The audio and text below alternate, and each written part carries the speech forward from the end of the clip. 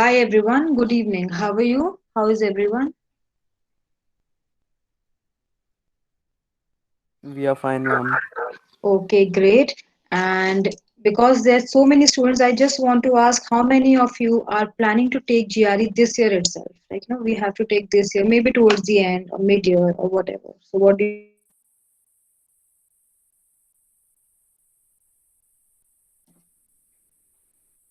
Yes. And what is your target score? What is your target country?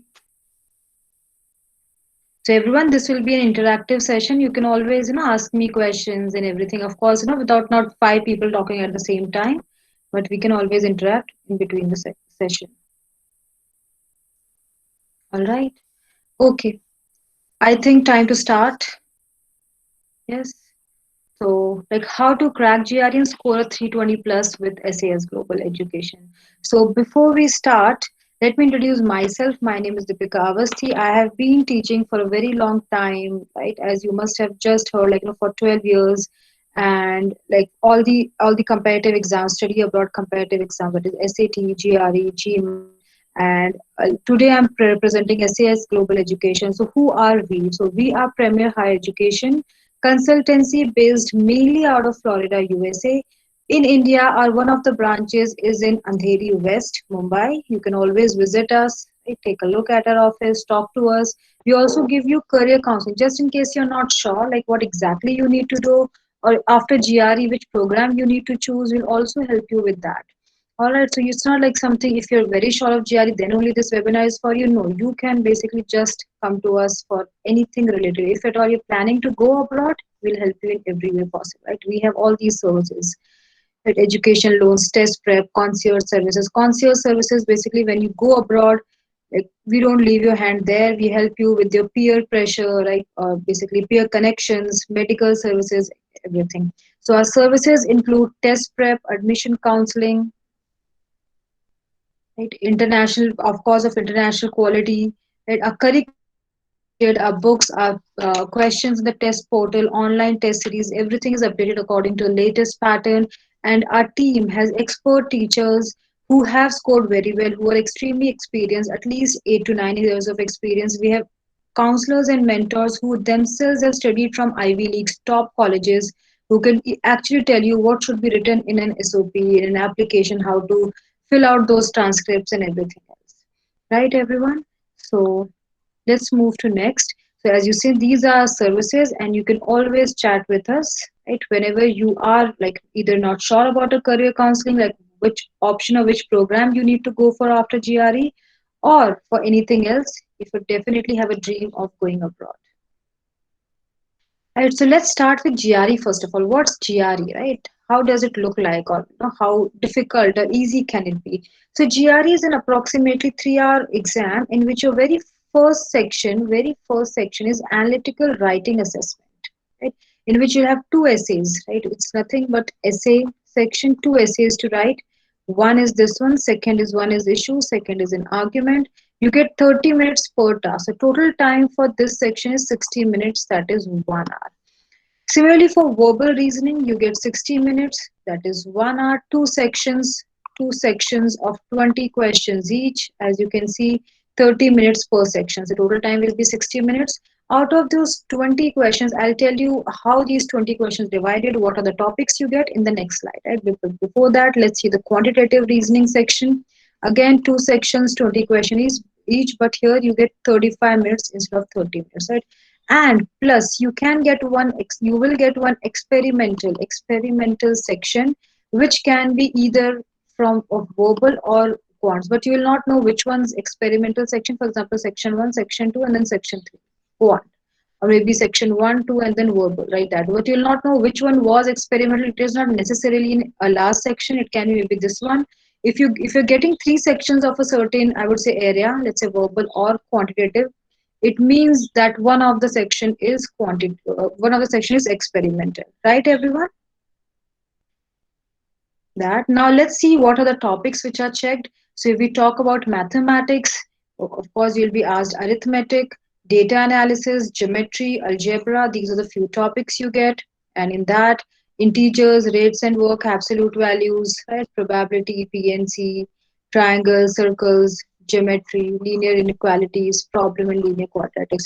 Since we assume all of your engineers are still comfortable with maths as compared to English, we just thought we'll keep this webinar plus demo in a way towards more towards verbal rather than maths. All right, everyone. But of course, if someone thinks okay, they still need like maths demo or webinar as well, you can always attend an ongoing class as a demo and let us know if you want to come on board or continue with that batch, or want to start another batch coming week, as we have batches weekday, weekends, morning, afternoon, evening, which you can choose according to your convenience.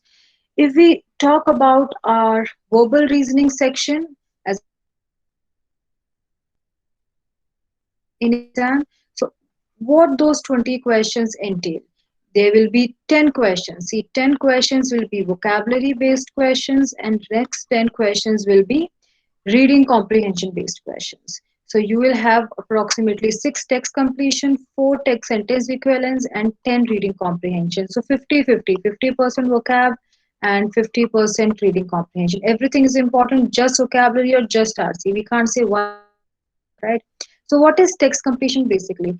First of all, both the questions are nothing but fill in the blanks. Right? In simple words, both are fill in the blanks. But why then there are two different names for it?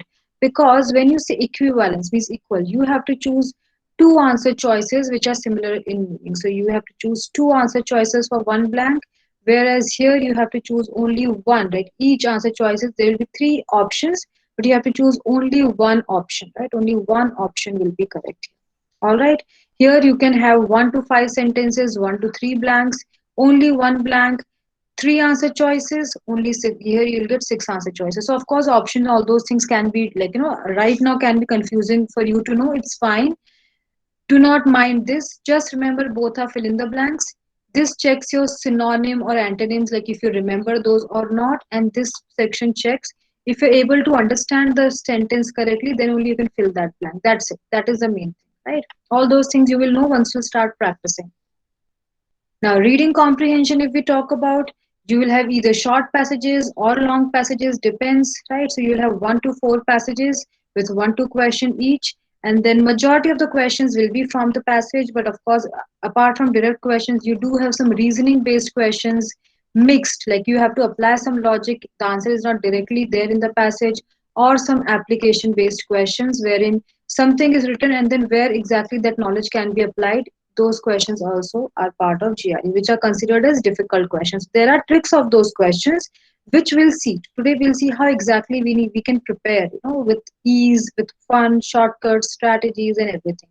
So, for example, let's start with vocabulary and GRE vocabulary, as I said. So, there are various methods, which we'll tell you in class. Like one class will be for contextual, second will be for roots. So, today is just a small, like a trailer of how exactly you can learn the words with these methods.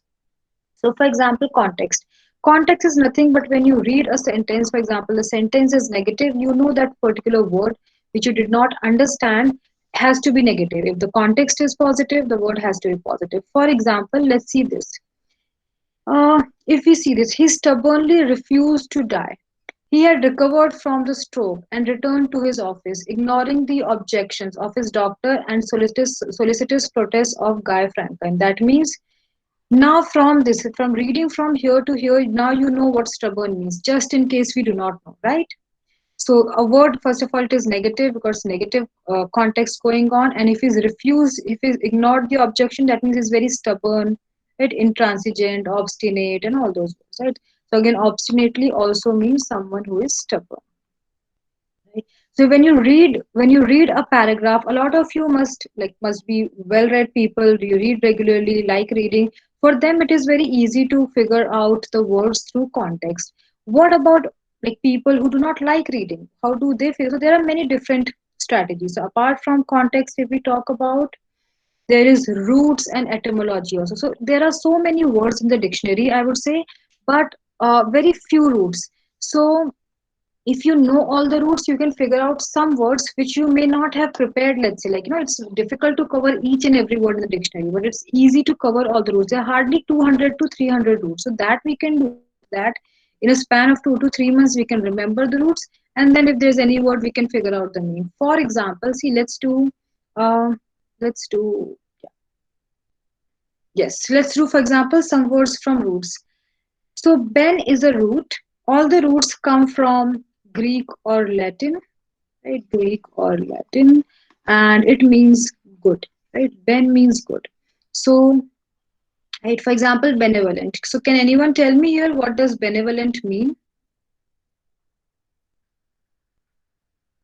Benevolent. If I give you a hint, volo means to wish. Wish. Volo means to wish, right? So, benevolent will be what? A well wisher, right? Benevolent will be a well wisher. Benign is a kind person, right? A kind, polite person. Whereas benefactor, factor means to give. So someone who gives good to someone. So who gives good to someone may be a charitable person, right? A charitable person. Benediction, dictionary or like dictation. So diction comes from it means to speak. To speak good means to give blessing to someone. So blessing, right? And bona fide, fide is faith. So bona fide is something in good faith, right? In good faith. So bona fide certificates sometimes we need during admission, isn't it? So is this clear to everyone that if we know one root, we can figure out at least, let's say some of the words some of us knew already, some were new, but then now we can figure out okay, if in any other word which might we may not have covered in this particular class today, and you come across a new word, let's say Ben or something, you will be able to figure out, isn't it? For example, if I ask you like what is beneficiary, right? Beneficiary is something we did not cover. But then it has something to do with good, right? And now if you remember, beneficiary is a word which comes in your bank account, right? When you send money to someone, that person is beneficiary, right? So ficio means to receive. Ficio means to receive. So benefactor gives money to beneficiary, right? You will become benefactor if you're sending money, and person is receiving money will be beneficiary, isn't it? So you can figure out. Let me just give you one more hint, like how you can learn words through roots. So now see, now we'll do some words. Hmm, yeah. See, now I'll write some words and you tell me the meaning, everyone. So benevolent. So if I say Ben is good and Mel, there's another root Mel which means bad, right? Which means bad. So I'll make one word here, like similar to benevolent. I'll make malevolent. So what do you think malevolent will be? Volo is wish, Mel is bad. So someone who wishes bad for others, isn't it? Wishes bad for others. Or benign, opposite of benign will be, now can you make the word malign? Isn't it? Someone who is harmful, not a nice person, right? Etc. etc. Benefactor. What will be the opposite of benefactor? Malefactor. And like, you can make the word as well as you can figure out the meaning, right? That benefactor is someone who's charitable, gives good, and malefactor will be someone who gives bad. So who gives bad? Bad villain. And beneficiary, opposite of beneficiary will be maleficent. So opposite will be, let's say, a victim, person with whom something bad happens, someone who receives bad. Is that way. Malediction here, right? Malediction. So malediction will be, if benediction is blessing, malediction will be now curse.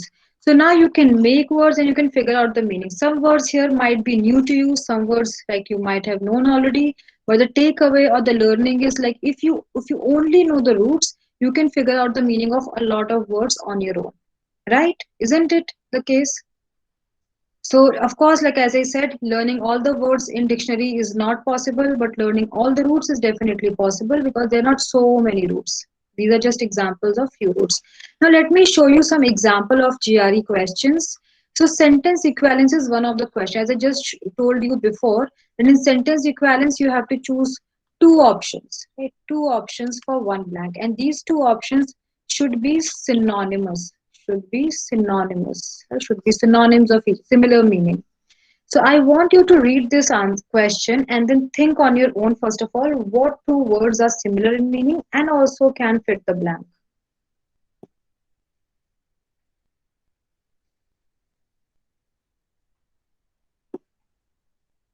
Yeah. So hot milk has long been a standard cure for insomnia. This is my hint. Standard cure for insomnia because of its what effect? If something is cure for insomnia means something makes you sleepy because of its sleep inducing effect. Isn't it that? So which option now which words mean sleep inducing? Something which can make you feel sleepy. So it is soporific and somnolent. Both mean something which can make you sleepy. Right? Can be sometimes just a book for us. Now, what is the meaning of all these words? I think now everybody can guess this one. We have just done this word malevolent, right? Someone who wishes bad for others. So, a vicious person, a bad person, a harmful person, right?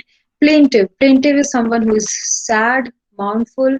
Amorphous is shapeless, right? And desultory is casual or lack of plan. Desultory is casual and lack of plan. So we do not have to be desultory. We have to have a plan for our future. Now, one more question. Let's see for vocabulary only, but it's different. So now, sentence equivalence means two options, whereas text completion actually means only one option for each blank. One option for each blank, one blank. And here you might have 2 to 3 blanks. We have picked up a question for you where we have only two blanks, right? First and second. So I'll give you a few seconds to read the question on your own, look at the options, and then we'll solve it together.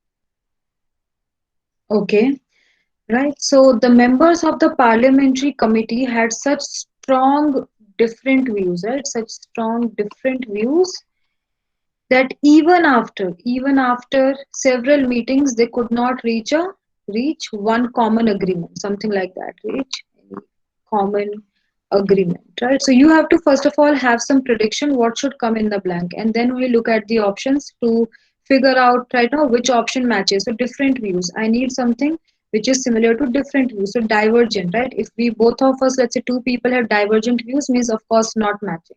So this matches. What is radical? Radical simply means strong views. It doesn't mean different. So two people can have strong views and both and can come to a consensus maybe. So it doesn't radical doesn't mean always opposite views than others. It simply means strong views.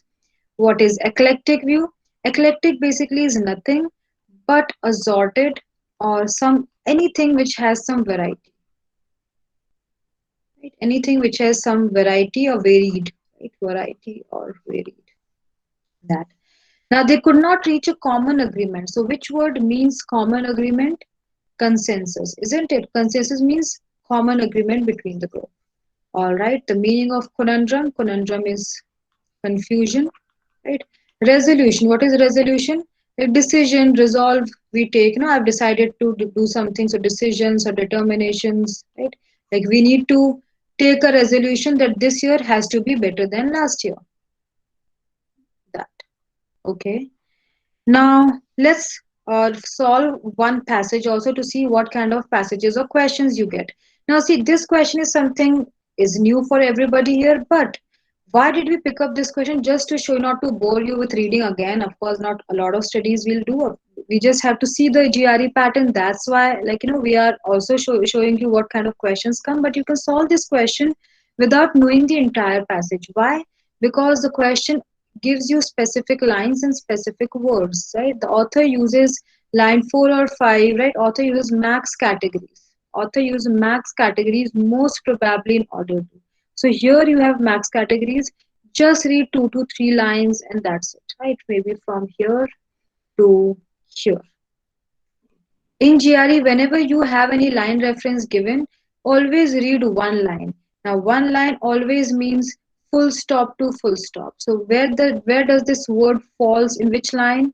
From here. Where's next punctuation or stop? Here. So read from here to here, and then let's figure out the answer.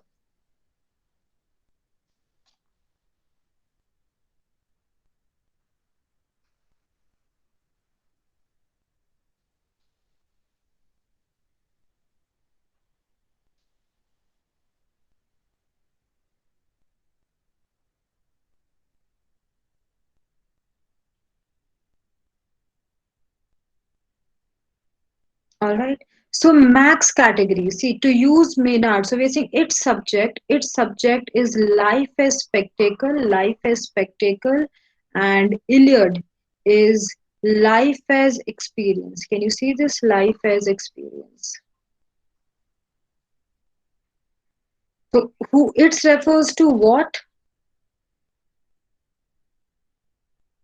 It refers to what? It's means Odyssey. Odyssey. Right? There are two poems you're talking about: Odyssey and Iliad, right? And Iliad, and we are saying the Odyssey. The subject of Odyssey is this, whereas of Iliad is this. There are these two categories. So categorization is always for for dividing, isn't it? So when you look at the options and when you read it, um, for example, this one suggests one way in which Iliad and Odyssey can be distinguished. So categories is always for distinguishing something or categorization, dividing something, right? So that rather than not importance of commentator. So who is the commentator? Homer. But here, this is not Homer has categorized this. These are categorized by another person, Maynard, right? So no. Argue that Iliad should replace the Odyssey as a more popular poem. No, we are clearly saying Odyssey is much more popular, and these are the reasons. We are not saying that it should not be. These are the reasons why it's much more popular, right? Or difficulties faced by the readers of Iliad and Odyssey, nothing like that, right? They are just their attention is diverted. They did not face any difficulties. That demonstrate that Iliad and Odyssey can best be distinguished by comparing their respective heroes. Again, the question is only by about categories, what these two categories of the poem show, like not anything about the hero. So we have to always understand the question, what exactly we need, what information to answer the question. Okay, one more question. The passage, let's read from here. The passage is primarily concerned with. So primary purpose. Whenever you have primary purpose, you have to always look for a common topic. So I'll just highlight something for everyone so that you can know, okay, what exactly to see. So yeah. So first of all, in very first line, we are saying that two poems in which Odyssey, right, and Iliad and Odyssey has been more popular. Can we see more popular? So comparison. Then we are saying they both fall into two different categories: life as spectacle, life as experience. Then we are saying uh, right, for example, and yet in Iliad more than Odyssey. So comparison again, more than Odyssey suggests that something it suggests. Iliad is less satisfying, right? Than something historical questions which are which poem raises that are absent from Odyssey. Something is present in like Iliad, but something is absent in Odyssey. So we are comparing two poems, isn't it? We are comparing Iliad and we're comparing ODC, that some this is better in this is better in that, something is present in this, something is absent in this, and all those things. So what can be the answer if we focus on these locations? So primary purpose is nothing which is basically talked about in every paragraph after every third or fourth, and what is the common topic? That is your primary purpose. Okay, that's what you have to see. So now, a lot of you, after showing this, might be confused between, let's say, a lot of options because dispute, contrast, debate, right? We don't know. So I'll just tell you what's the correct answer first. That is developing a contrast between two poems. So one person, that is Homer, he has written both the poems. He is developing the contrast between Odyssey and Iliad, that this is better, this is bad. See, dispute or debate happens when there are two people. Two people. That one person is saying this, other person is saying that. There are no two people, isn't it? Only one person is saying that this poem is better, this is not, in this these questions are present, in this they're absent, Odyssey they're absent, etc. So a lot of comparison is happening, but not nobody is debating or disputing, right? Applying classification is only happening, see, as we have read categories and class only in these 2 to 3 lines, 2 to 3 lines. The question is the passage is primarily concerned with. So when the question is related to the entire passage, you always go for a bigger answer, not for anything which is just there in 2 to 3 lines. Okay? That. And distinguishing arguments, again, there is no argument for argument. Again, there should be two people. We have only one person, and that is Homer, and his two poems, Iliad and Odyssey. That's it. Clear? All right.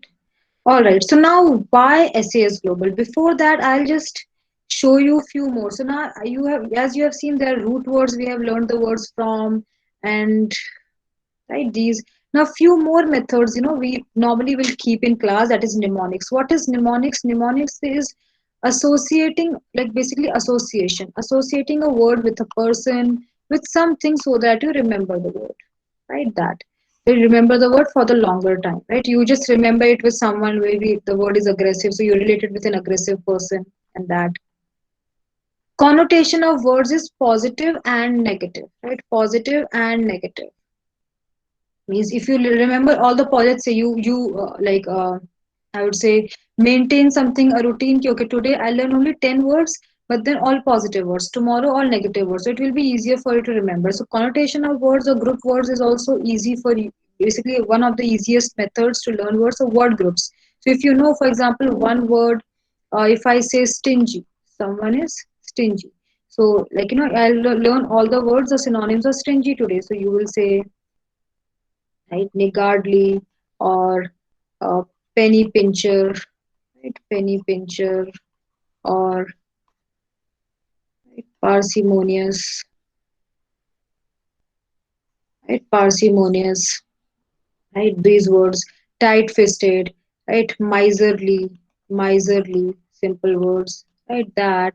So okay, it's like that, these are the 5 words. So you just pick up 2 words or 3 words in a day, learn their synonyms. So you're not only learning 10 to 15 words, but also learning their synonym antonyms also, right? Secondary meanings. A lot of time, the words, the way they appear can be very different. For example, let's take a very simple word, bear, right? It can be an animal, or for example, it also means to tolerate. Like, I cannot bear this, we say. Or let's take a difficult word, for example, slight, right? Slight also means less. Like, I want slightly less or slightly more that. Whereas it also means insult, right? That was a slight on my reputation, something like that. So it also, so a word can have more than one meaning. And how exactly know that while solving the question? All these methods will be covered in the class itself. All right, these are just like few ways I'm telling you, but we need to learn words, and we don't have to learn words in a very boring manner. Just no word meaning. We need to remember it the way so that we remember at least till the exam day, right? So we'll be covering all these methods as you have just seen. Now, why SAS Global is a great choice, right? What exactly do we offer when we give you GRE preparation? GRE, so of course, first of all, like because since we are US based company, we bring that expertise to the table. What exactly is needed? Because we started from Florida, so both in test prep as well as admission counseling, we know exactly what those admission people are looking for, admission team is looking for at the college. And as I told you, we have mentors, we have everyone in the team who is from those colleges, who has seen the experience, seen the path or route, how to reach that college, what are the challenges one may face. So we make your journey easier using our experiences. Right? Also, our test prep courses, books, right, questions, online test series, everything's updated of international standard. The curriculum, right? We keep on updating it every year, so that you don't have to like worry about anything else. We take care of it, and we have more than 500 plus questions in our online, apart from full length tests, right, and section tests. We always try our best that you get the university you deserve, right? Not something you just choose maybe just because you feel okay, maybe my scores are very little less or something. I may not get that university or particularly that university or college in the country, but we always try that you get something you really truly deserve, right? And as I said, we do not just take care of you till your GRE and once you've got the admission. No, even after departure, we take care of you through our signature concierge services, through your medical issues. Like if you want any information about employment fairs later, how to do network with your peer friends, how exactly you need to study there, and basically the entire cycle of your college semesters, exams. right? All those help. You will just have to contact us, or just let us know that you're definitely going ahead with the concierge services, and we'll take care of that part as well. Right? So we have a referral program, right, in SAS.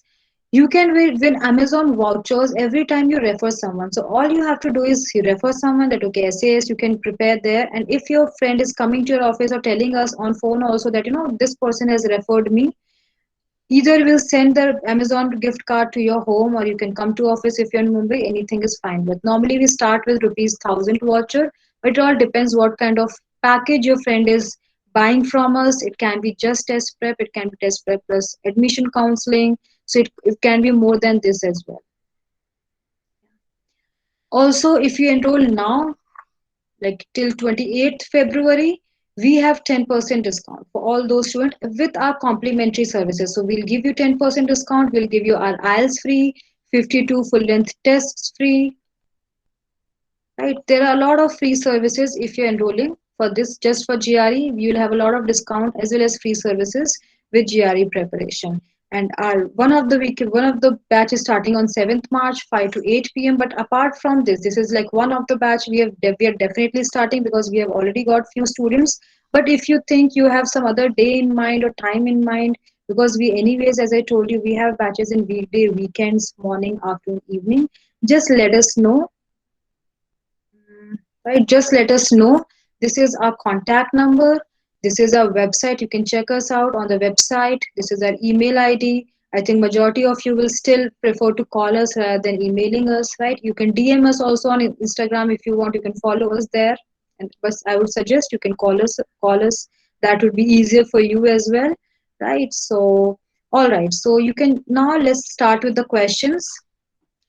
I'll just see the chat box now. Okay, everyone.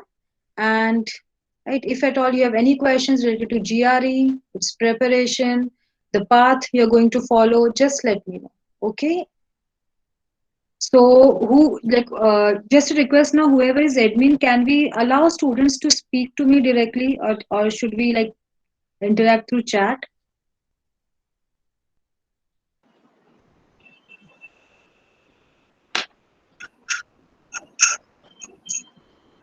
Yes.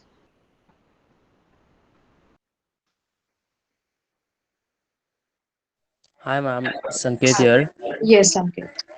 Ma'am, I would like to ask you that there is similar exam like TOEFL. So, Correct. what's the difference between these two? Okay, okay. So, Sanket, first of all, sorry to say, but it's not similar at all.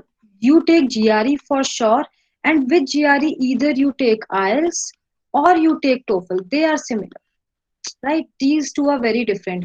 Just through TOEFL, if you go, like, first of all, there is no guarantee of a very good college. Like, if, for example, Ivy League or something, like if you want to get into top 20, 30 colleges as such, there's no guarantee. It's only through GRE scholarship, GRE, and also scholarship. There's no guarantee through this, but you have to take this as well, one of the tests, either IELTS or TOEFL, along with your GRE, if you're going abroad, right? So that is a compulsion. That is a compulsory test. GRE is for, if for example you're going for your masters, MS in, let's say, I don't, chemical engineering, right? Just for example. So to get admission as well as scholarship for this particular thing, this particular program, you have to take GRE, right? If it is a very good college, very high ranking college, a lot of people accept through IELTS as well, right? IELTS, TOEFL, simple as well. But then scholarship and ranking, all those things will suffer because you're just wasting so much time and money. I feel कि अगर उसके बाद कोई अच्छा recruitment या वो सब नहीं होने वाला है, you will be spending some money, less or more, whatever, right? That.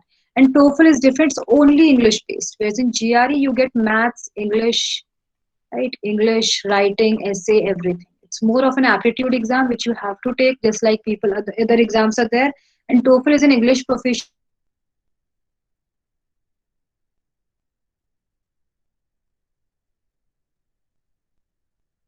exam which you have to take with IELTS or TOEFL along with your GRE. Right? So you have to take IELTS TOEFL with us.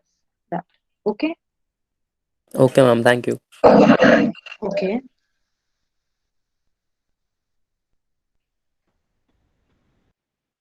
Okay. Questions? Anyone?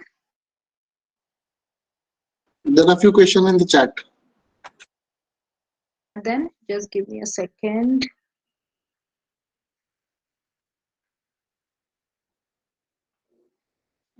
I think I'll have to minimize this. Right. Okay.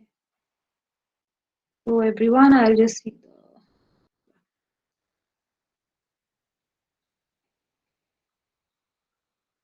So fees of GRE exam is approximately 16,000 because it is in dollars and you know how the dollar fluctuates every day. So I can't tell you to the exactly 16,434 rupees, not like that, but approximately that much. Okay, so you have to the day you're going for it, you have to the day you're registering for it, you have to check that day. But 200 above or below around 16,000, right? And how many attempts in a year? So every day, like almost every day, their GRE exam centers are open in you, but you have to book your slot at least one month before there because there are so many like candidates who are going for that. So in a year, approximately 4 to 5 attempts is acceptable, right? And your best score is normally accepted in the university as well if you have taken a lot. But make sure you don't go for so many attempts. I think 1 to 2 attempts are more than enough. No, so Sakshi, I feel it's nothing like anybody prefers TOEFL over IELTS or vice versa, right? Anything is fine. It's just that people who go to USA generally go for TOEFL, and IELTS is something which is accepted throughout. Wherever TOEFL is accepted, IELTS will also be accepted. So it's completely your choice.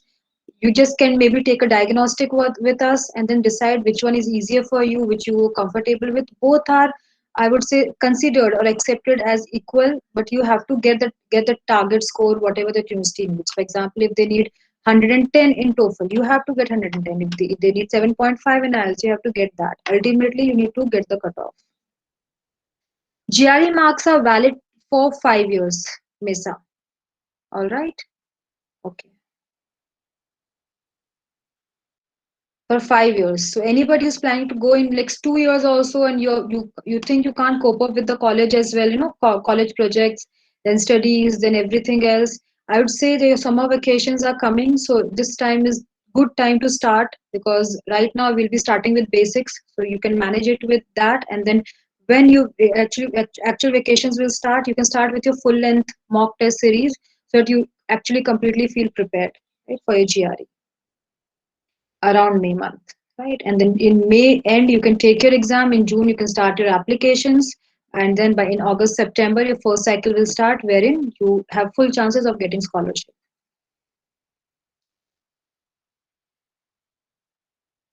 Okay, is there any other question which I've missed? Because I think I've seen. So people, you can write in the chat box or ask me through your mics. Like, you can just tell me. Anything is fine. Please contact us, the phone number I've shown you, right? If in just in case you're confused also, or you can visit us in the center just for a little chit chat, right? We will definitely show you right guidance. We are definitely famous for unbiased counseling. You don't have to just do GRE. If you think GRE, I think GMAT will work for you, just let us know. Right? We'll see your profile, evaluate your profile, and give you the right option. So, okay, me two things there. I agree. Yes, because of COVID and other reasons, those exams are being waived off. So it is waived off for those people who have very good, 5 to 10 years of experience. For example, you're doing engineering, civil engineering, and if you have some 5 to 10 years of experience in that, of course, then you do not need GRE because you already have that knowledge. But all of us are college students. We need to get into high ranking college. We need a scholarship. So it's not for us for sure, right? If your goal is high ranking college at the same time scholarship, but that wave of the option is not for us, only for very experienced people, those who, of course, why should they take exam? That makes sense as well, isn't it? Yes, sure, I can put the contact number. So Kiran, can you put the contact number in chat, or should I put? Let me just put the contact number. Okay, you can. Okay, sure. So Mr. Kiran Dalvi is putting the contact number in chat. Everybody, please call us there for any questions, any doubts comes in your mind, right? Today, tomorrow, we're always there to help you.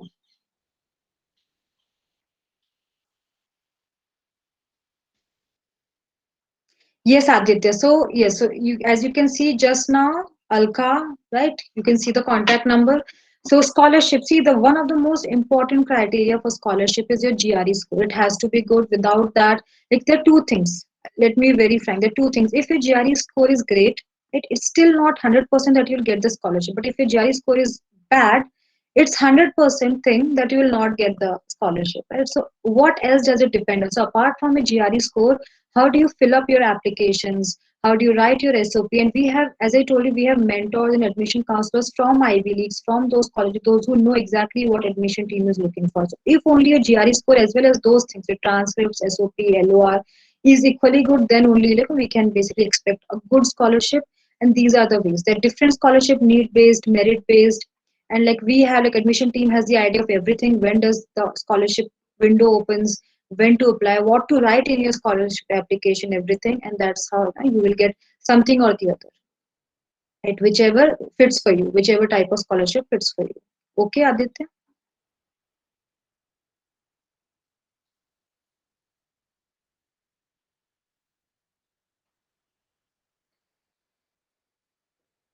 Okay, thank you everyone.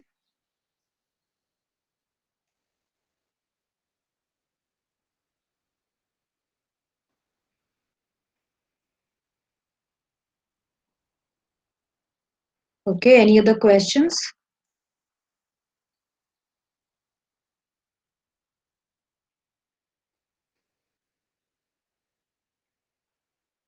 Okay, what is the difference between GRE and G?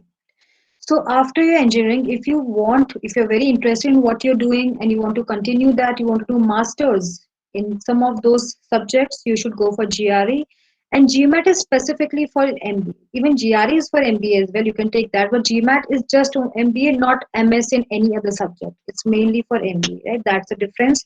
Also in GMAT, I would say majority of the college students go for GRE. And if you have 1 to 2 years of work experience, you can go for GMAT even through college. But then there are different colleges, like different colleges we can suggest you. So right now if you're good thinking of GMAT, let us know. We'll tell you what are colleges and programs you can target, right? What kind of, like, if extracurricular activities you need to be part of, if you already are, we have to see your profile and give you the right suggestion, I guess. But right now, just based on your question, I don't know what's right for you, but that's a difference. GMAT is MBA and GRE is master. That's the general trend.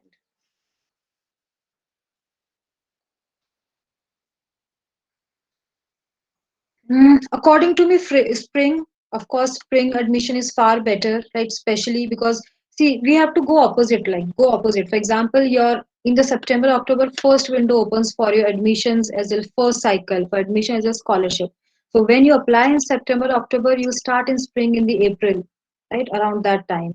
So more chances, and then entire like two, just like in India, like your cycle, normal cycle, the way we have studied also from first standard, 12th standard, college also, it will not get disturbed, you will not be confused. So that's better. But then anything, if you're getting your target college, target program, right scholarship, it doesn't really matter then, spring, fall, whichever.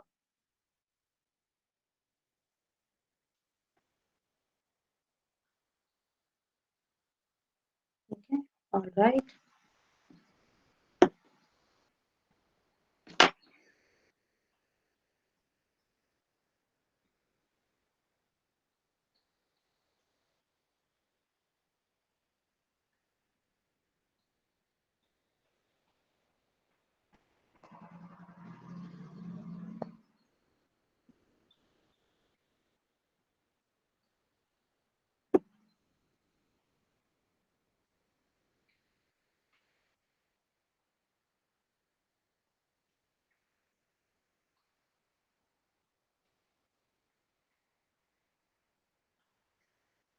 I've attempted GMAT.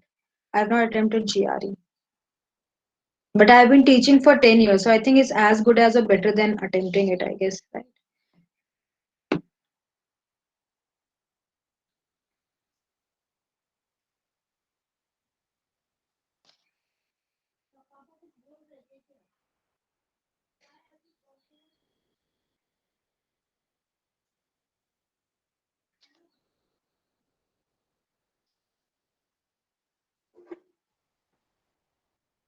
Okay, thank you everyone. We'll end the session now. All right, thanks for attending the session. Exactly. So option choices will be more, right, in the questions, right? Definitely. Okay, so thank you everyone for attending the session. Have a nice day.